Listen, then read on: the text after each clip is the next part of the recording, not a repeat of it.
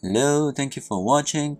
Today we will be reviewing the FW Gundam Converge EX10 Gundam Astray red frame unit, which is what I have already painted here. So let's get into it. Yep.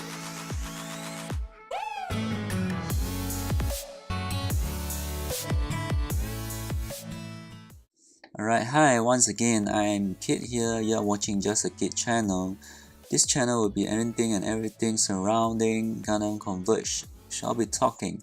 So today is a series that I just started. It's a series that I do painting and customizing either one on the Gundam Converge figures before to make it even look more real to the actual figure itself.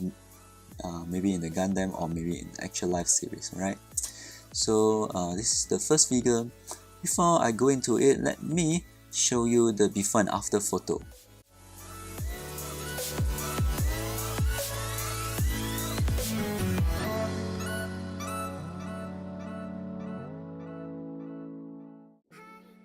Alright, after looking at the before and after photo, I'm sure that you have noticed some of the difference in colors and some minor details here and there.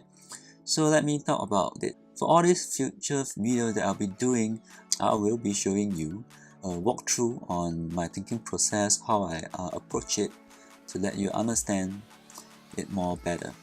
So for this, I choose this as my first figure because it's a katana user. I'm very much in love with katana. So that's why once I saw this, the first thing that comes to my mind is that I'm going to paint this figure. Yep, so let's get into the process. So first step, usually what I do is that I will check on maybe Instagram or Google to find images on this unit itself, the unit that I'll be painting. Usually to get maybe figures that are having more details on it. So if you are talking about figures that have more detail, naturally some of you might have come to a conclusion, maybe the master grade or the perfect grade, which usually packed with tons of details. Me personally, I love the real grade. The real grade itself to me is one of the models that really have tons of details, including decal and stuff, packed into such a small model.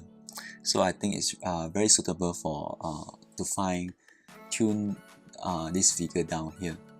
So after checking, I also look at what different people have painted on the figure itself, that because some of them have special painting techniques to make it look even more realistic or even more stunning in picture.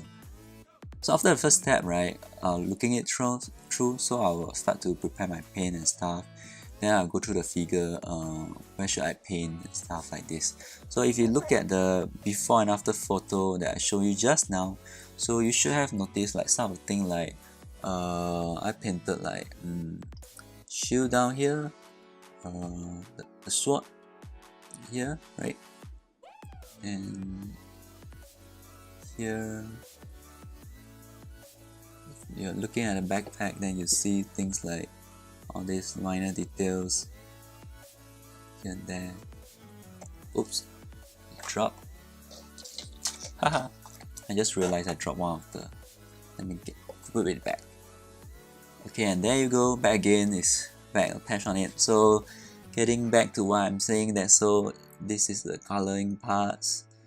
So here, yeah, if you see the painting here is not really good. For painters out there, you know that white is really a very difficult color, and yes, this is the first time I'm painting on such a small figure, and yes, I should have gone on a few more layers, but yeah, a bit lazy on it. This is actually more of an experimental figure. I will explain why during the last of the video, okay? So see the coloring here, put I don't know whether you can see it, the leg on the bottom here, some copper color, and of course some details here. Looking at the hand, you get the white dots, right? Yep. Basically, for painting wise, this is about it. Oh, I should let you see the katana itself too. and you should be able to see it, right? The shiny surface. It's also painted by a special type of paint, so you get this effect. Looks real, right? Alright, so the next step after the painting everything, then it will be the panel lining. So on panel lining, usually people will use Gundam marker, ink, or the accents color using like ML paint and stuff like this. So same as me, I'll use all those depending on what do I want to achieve. So for this figure, because it's really an experimental figure, and at that point of time what I think was I wanted a figure to look more real, so I did not use Gundam marker and stuff. What I did was really to use all the accents color, which is like ML, ink, stuff like this. There's two effects that I wanted to get here. First effect is that when it goes into all the gaps, right, it should capture in all the gaps and stuff. So, but I did not make it very neat and make it as messy as possible. Also making it reach all the surrounding area, because in a way I also want the effect to have a bit of weathering effect to make it a bit dirty, so that I think this will reflect on real life more, because in real life not all the gap will be black, it depends on how the light reflect on it. Yep. So what I did, so if you all can see down here, you can see all the dirt. It's not because of I'm keeping my models into like open space and all the dust getting in. Nope.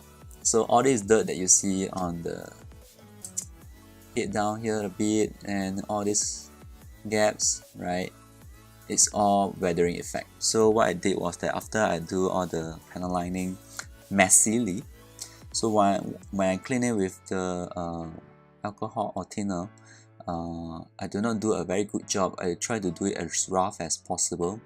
So you're going a bit by a bit to clean it until you get the effect you want. So basically, like this type of parts of the gaps, right, usually in real life, if you think about it, you should have more dirt trapped inside. So like all this here, you should have a bit, because exposed to outside too, and all the gaps in between here.